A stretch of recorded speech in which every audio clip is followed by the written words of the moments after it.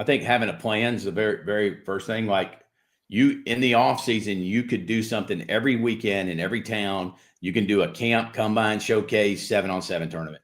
And if you're out there spinning your wheels every weekend doing that, you're probably going to go backwards. Your kid's grades are probably going to suffer. He's not doing a second sport, which we talked about.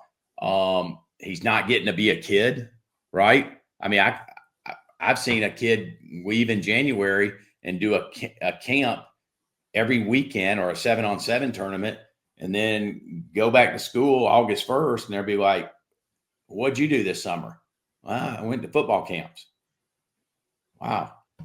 And stuff. And so that's not healthy or good. I think having a plan, writing it down at the end of the season, whether your season ends in November, December, and saying, okay, if we're going to participate on a 7-on-7 team, how many tournaments does this 7-on-7 team committed to? Are they doing one a month, which is a great number? It's probably going to be 5-6 tournaments by the end of the season. Or are they doing one every other weekend, which all of a sudden turns into 12, 13 because they picked up one they didn't know they were going to, and then they qualify for nationals and everything. So having a plan. I also think for the sophomores and juniors is don't go to a Georgia camp or an Auburn camp or an Alabama camp when you're not that level of a player. Nothing wrong with going to Kennesaw State or Mercer or UAB, FIU, FAU. If that's what level player you are, go get in front of those coaches at their camp.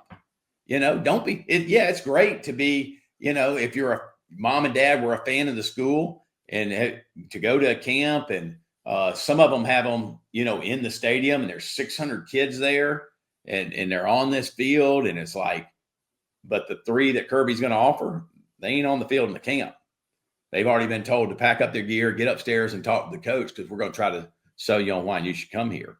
And then the rest is, for lack of a better word, might be a cattle call, right? So, if you gotta target what level player you are. Where can you find out what level player you are? There's enough camps, whether it's FBU, whether it's MVP, whether it's one of the best camps out there. It's not mine. It's UC Report, underclassmen report. If you get an invite to that camp, go do it. Go to UC, because they're going to they're going to tell you exactly where you're at level wise, and where you should be going. Then you can look at schools and say, hey, coach, we want to come camp with you this summer. And the coach knows you're interested, and you're not over at Auburn or Florida with 600 people, and 597 of them aren't going to play there. Yeah. A little bit more, I guess, targeted with that then. There's all these different leagues, all these different commissioners, coaches. I actually am an 8U coach right now. It wasn't planned, but I am. What do you tell all of these local places? What do you tell them that are to do best by their kids? How do they do that? Well, I mean, I think, listen, I ran what I would probably consider the most competitive youth league in the country, in the GFL. And I think if you look back and see the national championships they've won over the last 15 years, you'd be hard to dispute that. Now, they're not a travel team like the IE Ducks or the Maryland Heat or Vegas Strong or anything, but for true feeder programs that are feeding into high school, it might be the most competitive football out there. I have, 8-year-old and 10-year-old staffs that wear headsets during the game. They got somebody in the box, and they've scouted their opponent and everything else.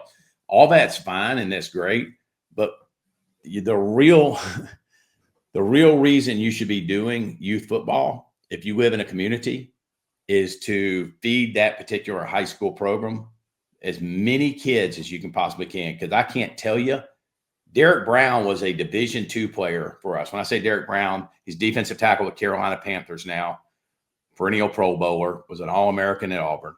He was a Division II player in the 8th grade. What I mean by Division II is they had tryouts. They took 40 players on the Division I team, and the other 40 were on the Division II team. Derek Brown was a Division II player in the 8th grade. So if you don't make it fun, or if Derek Brown had sitting on the bench as a on the Division I team and not played, hell, he might have walked away from football his freshman or sophomore year and said, this ain't fun and everything. So I think the job, what we should be challenging youth coaches to do, Ryan, is nobody cares at the end of the thing how many wins and losses you had at the end of your coaching career. What they do care about is that you can walk to the grocery store and that guy, man, I coached him and now he's a successful mechanic over at the Mercedes-Benz dealership, or he's an IT guy for, Amazon. That's far more rewarding to me. I coached in the GFL for 24 years, and it was far more rewarding for me to see somebody I'd coached become a successful dad and husband and a pillar in the community, and then be out there coaching again so that it carries on, than it was to have a guy play in the NFL. I mean, it was far more. So I think some of the videos out there, I mean, really scare me when we get pit bulls on pit bulls. Like my pit bulls are going to fight your pit bulls, and we're going to talk and we're going to do all this jawing and stuff. It's not what youth football is about.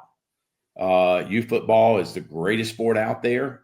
And it'll, if a guy never plays another down past 8th grade, but he has that youth football base, he will normally win when it comes time to compete for a job. He'll normally win when it comes time to compete, to go get that meal money to feed his family and stuff. The traits are huge. And if we can just remember that as youth coaches, do not get caught up in the scores and the wins and losses and going to the playoffs and everything else. I consider, I had somewhere in the neighborhood of 220 teams at GFL, 220 coaches. I told coaches all the time, if you were 0-8, but you had 25 kids and 25 came back or 23 came back the next year, you were a successful coach. You're going to coach again in my league because you did the things that those parents and those players had a great time. I also see, and this is not to get on a soapbox, but the biggest weakness in youth football is unproductive practices. I can't tell you how many practices I've been to in youth leagues, and I get paid to come consult some in leagues that have me. And this was, I'll tell you, the league that had me out. Snoop Dogg had me out. Got to meet him through DeAnthony Thomas, and we became great friends. And he said, Eric, please come help my leagues, help them practice, because what a practice would look like. And I said, Snoop, I'll come. Here's my fee. But you got to tell them, you can't tell them I'm coming. And so I would stand back or in a press box or up on a hill or something. And I would just watch. In 70 to 80% of those practices, this is what would happen. We'd run a lap. We'd do some type of warm up. And then the coach would holler across the field at another coach that was coaching another team. Hey, coach, ready to bang heads? You want to scrimmage? Want to scrimmage? Now, the average size football team in the youth football is 25 players. Some are 30. I've seen 40 players on a team. What happens when you go scrimmage another team? 11 players play, and 17 players are sitting on the sideline grab-assing, right? And some poor coach is over there with them trying to keep them, half busy. And what does he do? He gets frustrated because they're wrestling around and everything else. So he sends them on a lap. Now we've got cross country going on, right? I mean, kids running laps. He might as well have just signed up for cross country. You don't have to you can run without the helmet and shoulder pads. Heck of a lot more comfortable. And so the biggest thing I see is unproductive practices. It's why I, started a consulting business of going in and teaching coaches. You got in that most practices are an hour and a half. Some leagues have 2 hours, but most practices are an hour and a half, particularly when you get into the school, right? Most leagues only allow you to practice 3 times a week because you got to have Wednesday off, whether it's for churches or whatever, and then Friday in most of the country is spent on varsity football. And then you play your game on Saturday. So you really only got 4.5 hours a week to have these athletes. You better get the most out of those 4.5 you can for every player there.